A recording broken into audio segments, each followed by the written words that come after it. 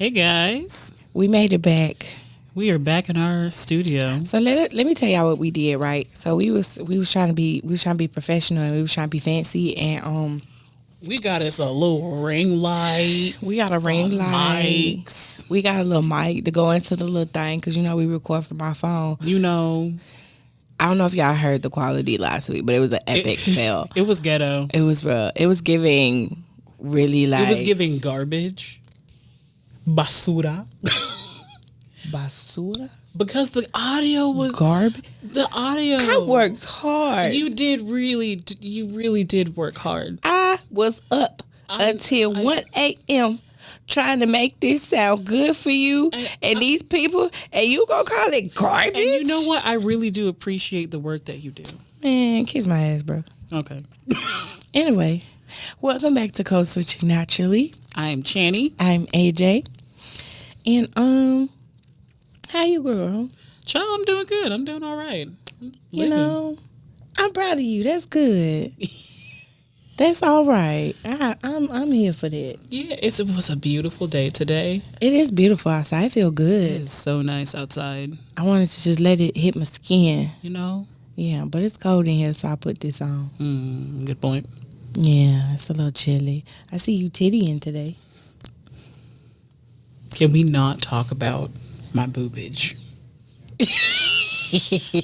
But you tittying today. I just wanted to am a acknowledge how lady. great you look. Thank you. You can be a lady and still tittying. You right.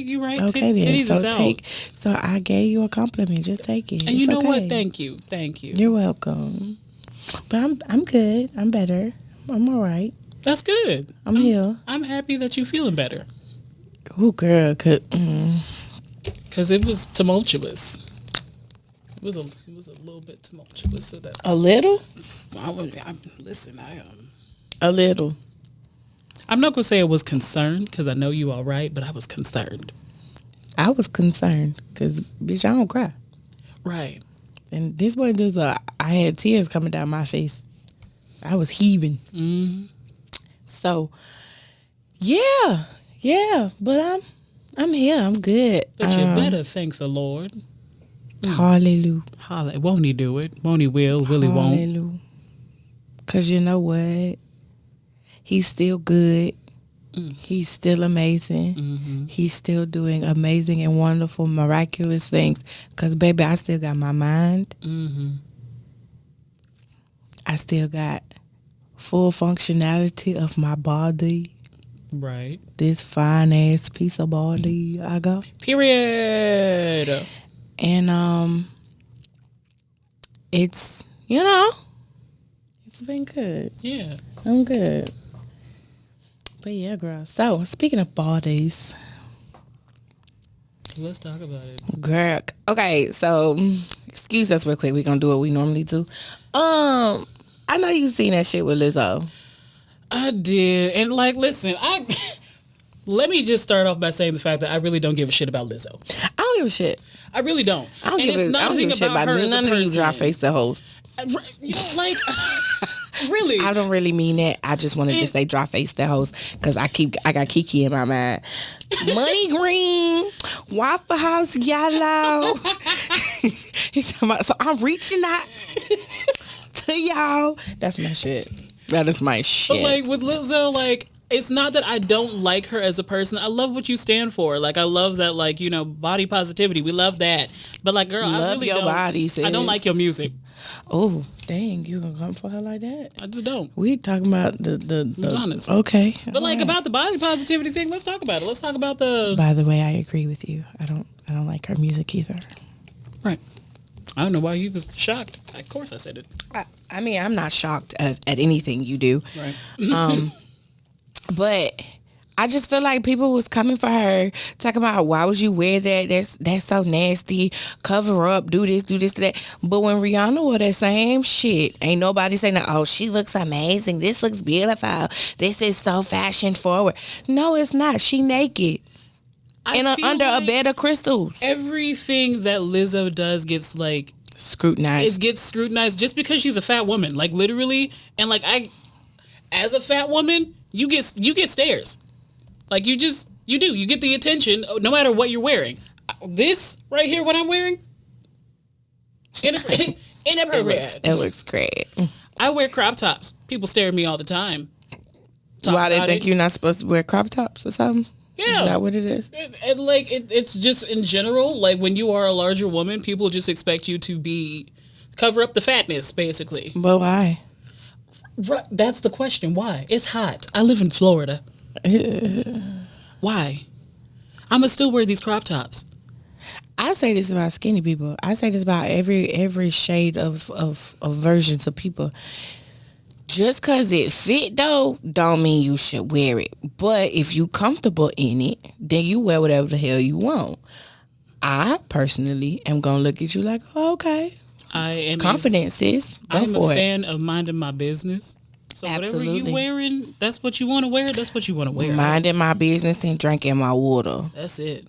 So have you always been that kind of person, or did you come to be that person?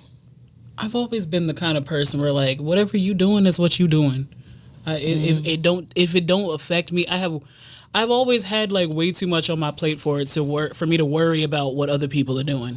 Yeah, I was always nosy though as a kid. Like I wanted to know what everybody was doing, and but it wasn't to the fact of like I wanted to pay attention. Okay, I'm a people watcher, so yes, I was paying attention to what everybody was doing. But it wasn't like oh my gosh, why you got that on type situation. Like, okay, wait, I lied. Yes, I do. Sometimes it just looks like a pickle. Like it just looks chaotic. I will where you're say like, that. Baby, why? If I'm being honest, I will say that there is a mixture of I'm gonna mind my business because I don't really give a fuck, but also I'm gonna talk my shit because what is happening here? Talk your shit. See. Sometimes because I got a slick mouth, I gotta shut up though. Yeah. Sometimes so let me tell you how sometimes we just look at each other and automatically know we laughing at the same stupid shit. Because I would say Jacksonville has some colorful people, okay? Mm-hmm. And the wardrobe and the fashion is something to behold, okay? Don't let it did anything that comes into the city is a whole event. Some people come with they outfits from the flea market. Some people come with their outfits from the little custom lady over on the north side. Like it's so many different things, and they come dressed to the nines. I have seen people go to events and like walk 4 blocks because of parking in heels. Absolutely not. I will not. I will not. You can't convince me. If I have to walk that far, baby, these flats is just gonna be a part of this outfit today. Yeah. That's what. And then, so we went to 85 South Show recently, and we prepaid for parking, and the amount of chaos it took to get to the prepaid parking was out of control. It was, yeah. I'm like, I prepaid for this. It shouldn't be this hard. It took us an hour to park. It did. It took us an hour, and apparently we weren't the only ones that took an hour to park because apparently the show was supposed to start at 8:30. It did not start until 9:30. Like they did not come out until almost 10 o'clock. So it was just chaotic. But the amount of outfits that we saw, there is a plethora of different kinds of folk in this city, but. All of that to say, all of them have the different types of confidence when it comes to how their body looks or how they feel they look in their bodies. Like, I feel like, I don't know. It depends on the day of the week how I feel about my body sometimes. Sometimes I look at my body and be like, sis, this fupa, she gotta go.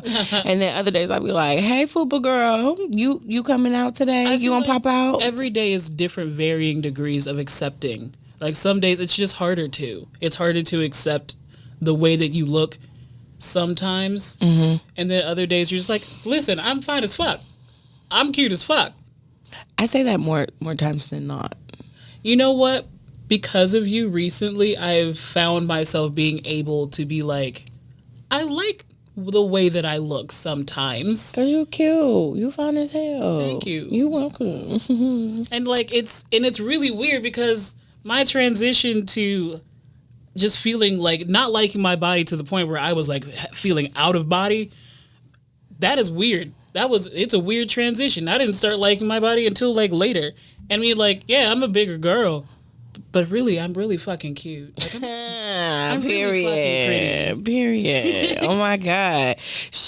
I cussed her out one day. I'm not gonna lie to y'all, cause I think it was me, her, and my brother. We were going somewhere, and she was like, I realized I realized today that I'm really fucking cute.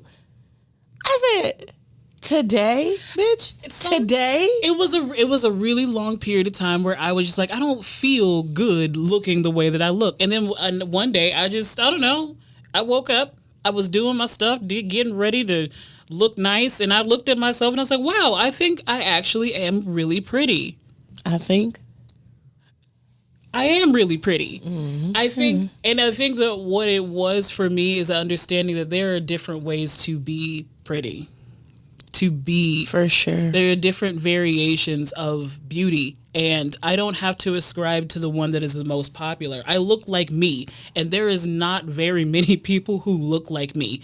Like, the way that I adorn myself is not common in anywhere, really. Like, I look like different kinds of people all the time. You want to know something funny? What? I feel the ugliest when I'm dressed up. Really? Mm-hmm. Why do you think that is? Because I'm uncomfortable. Uncomfortability is a big factor. My thing is,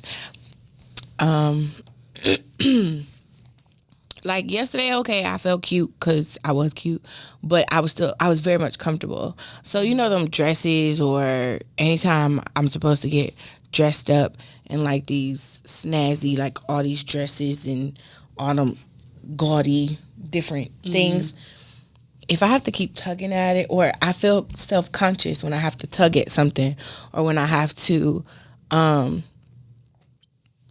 like feel like when I have to go out. So prom, I felt so pretty.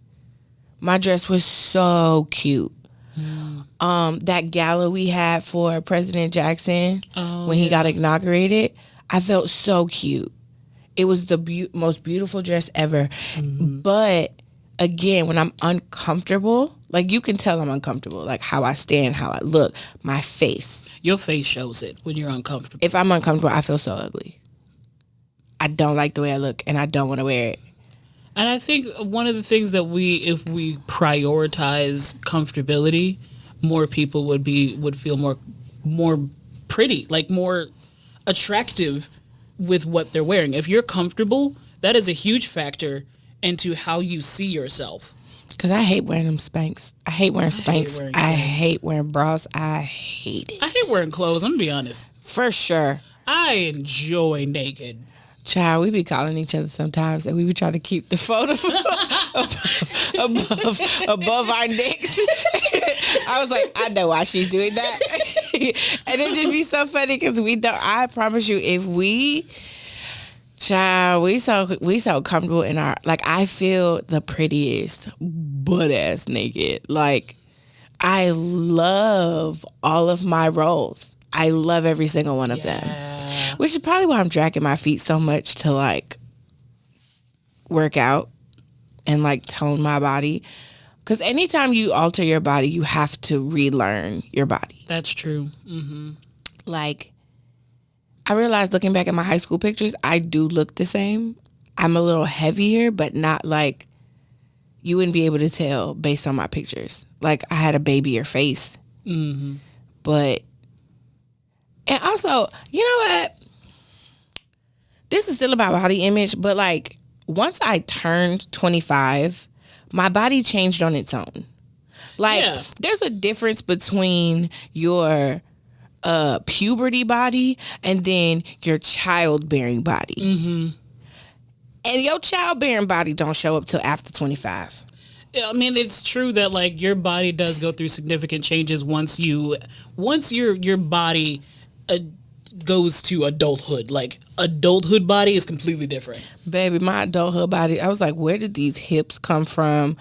Why do I have these thighs? So like, I've always had thighs.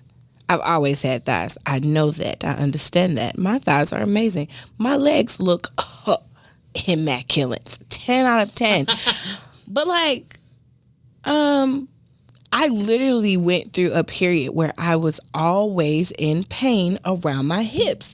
Like my hips were just spreading for no reason. I'm like, excuse me, didn't they say that only happened when you hunching on somebody's child? Ain't that what they said? Ain't that when that supposed to happen? Or when you pregnant or something? But for it to willingly just spread like that, it was so fracking uncomfortable. And it's wild because you can feel these differences like physically. And don't get me started on the hormonal changes you can feel. Ooh. That is a beast of body image all within itself. And with us being PCOS women. Yeah. Oh, I was just about to say, with having PCOS, it's a whole nother circus. Girl, we're not going to do it. We're going to have to, it's going to be a whole episode about that. That's a whole nother episode. We're not going to do it. But like, how old were you when you discovered that you actually liked your body? I'm still discovering it slowly because I'm realizing that when I was trying to I'm going to progress myself and get better, I never actually tackled the fact that I have low self-esteem.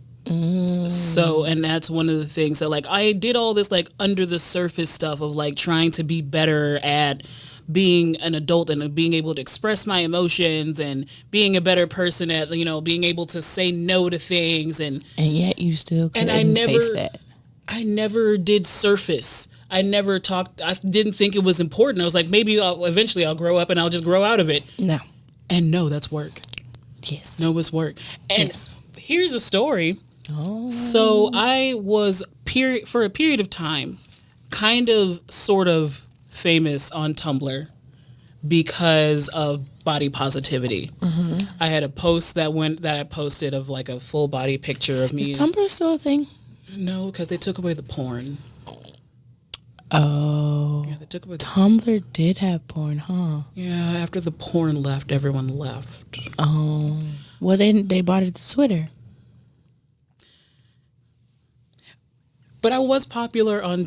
Well, they made it more apparent on Twitter, not bought it too, because Twitter always had porn. Twitter always had porn. Right, okay. Continuing. But, yeah. Uh-huh. So I was kind of popular on Tumblr because of the body positivity thing, and they were doing dark skin appreciation, fat girl appreciation. Beautiful chocolate skin. Oh, I do. I know. I'm real chocolate, and it's real pretty. It's so pretty. Mm-hmm. I love your chocolate skin. Thank you. You're welcome.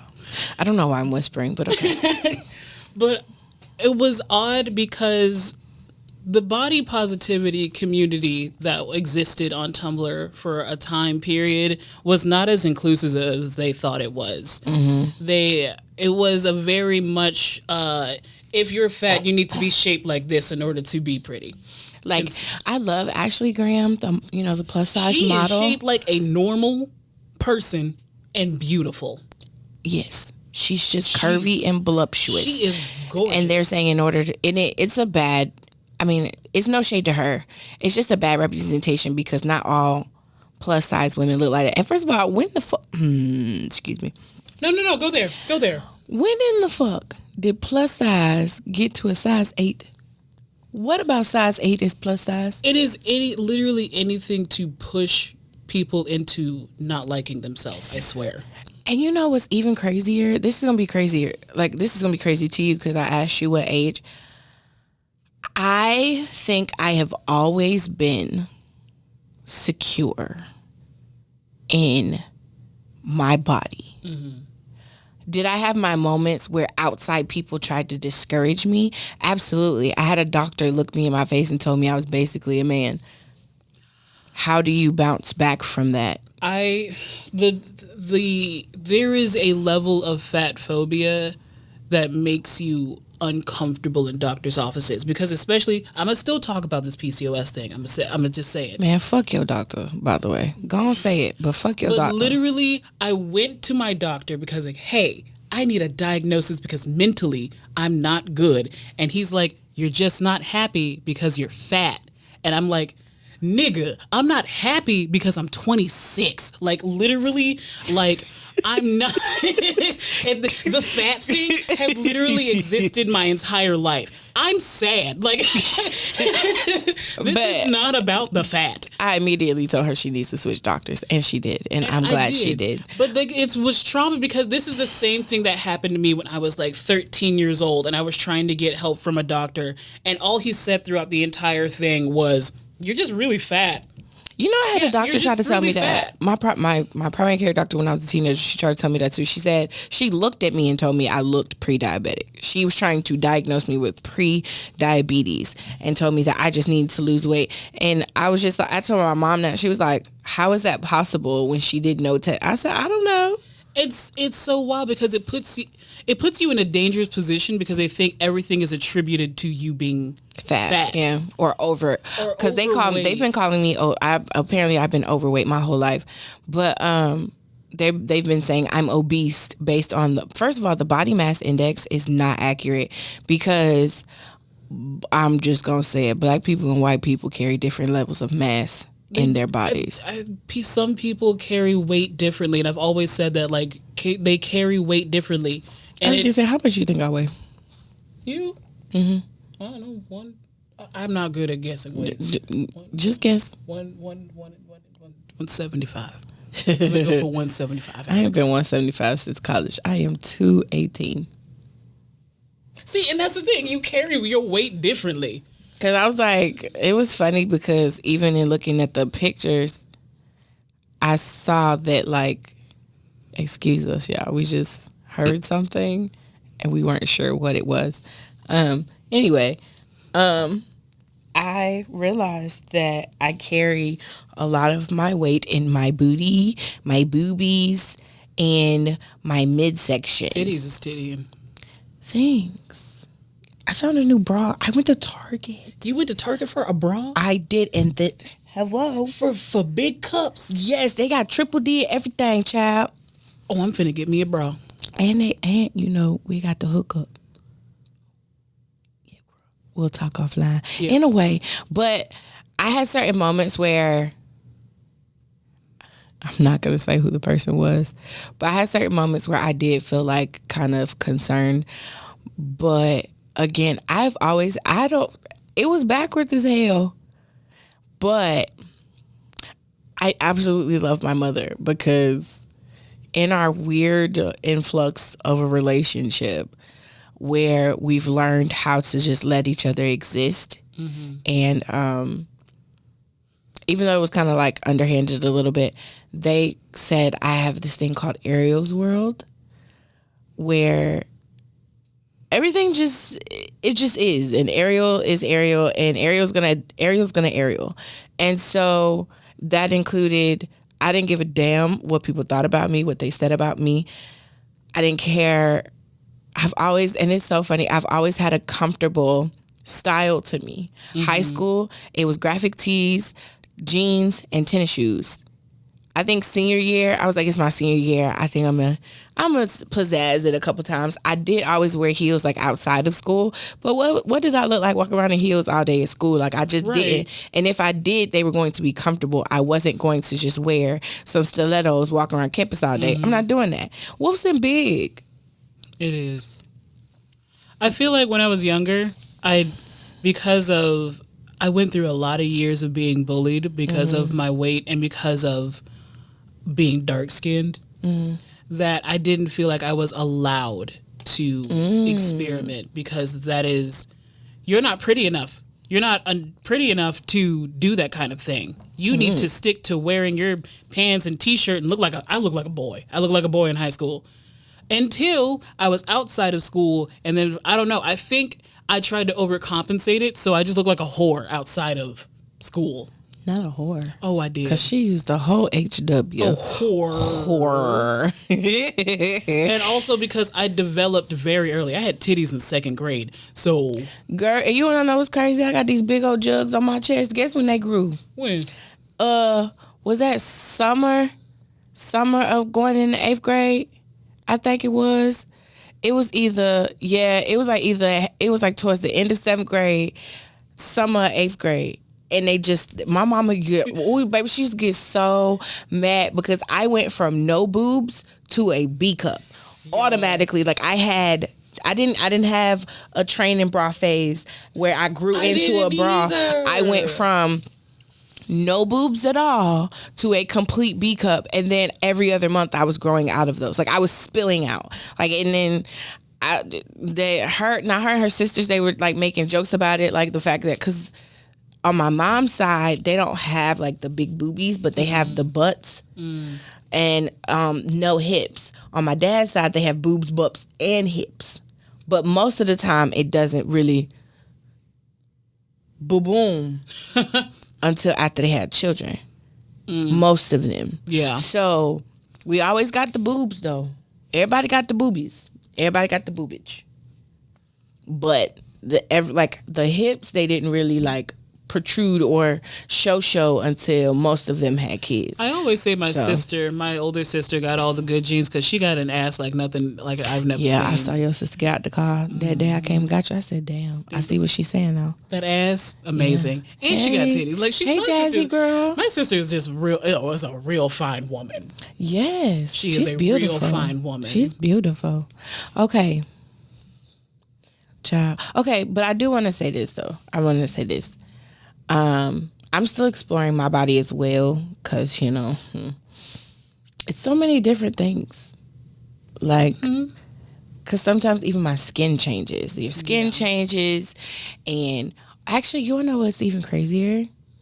After I went natural, my big chop, I had to relearn how to love myself. That is a big thing. As a black woman, we live under the guile of our hair. Your hair means a lot. Everything.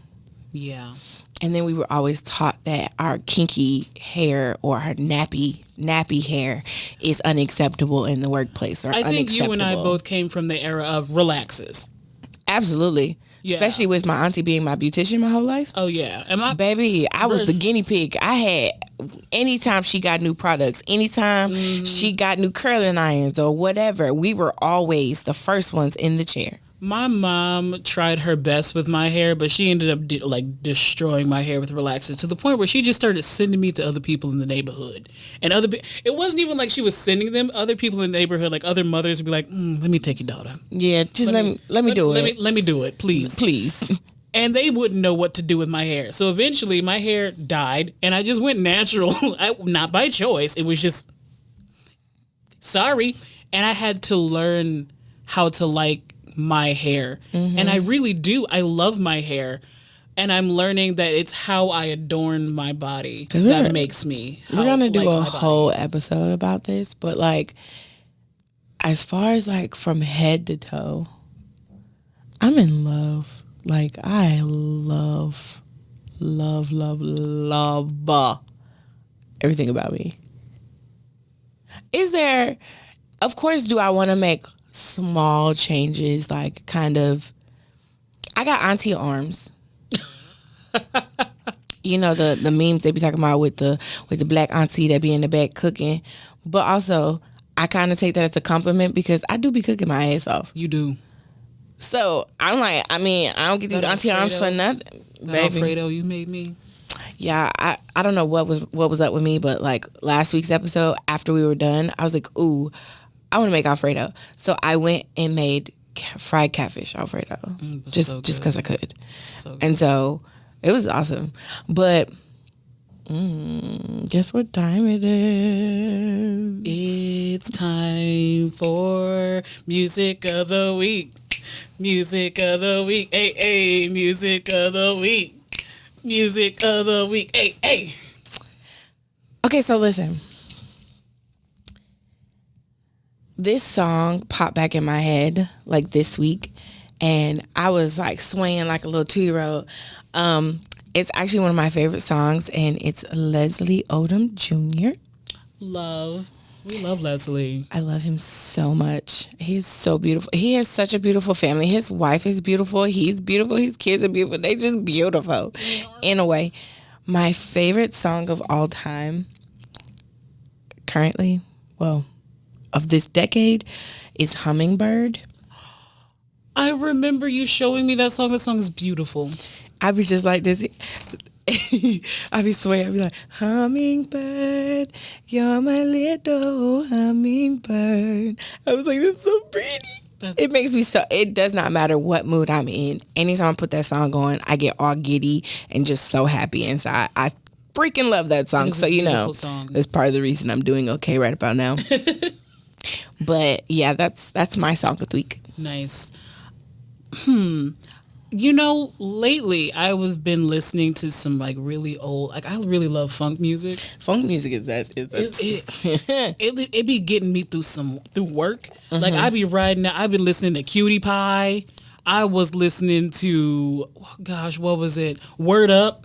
And eventually I just started playing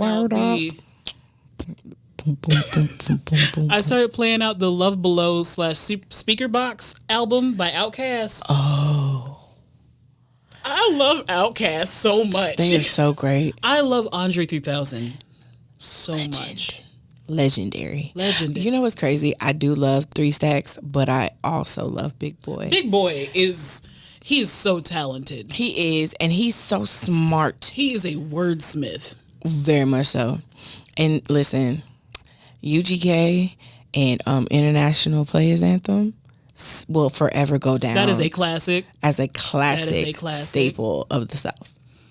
And you know what? What is a staple, like a good staple in my household for a long time was, and a lot of people actually know about Dungeon Family. Listen, Dungeon Family is, as a whole. That's why. So we're gonna talk. Ooh, Jesus. When Migos said they were a part of the Mount Rushmore of Atlanta. That's not true.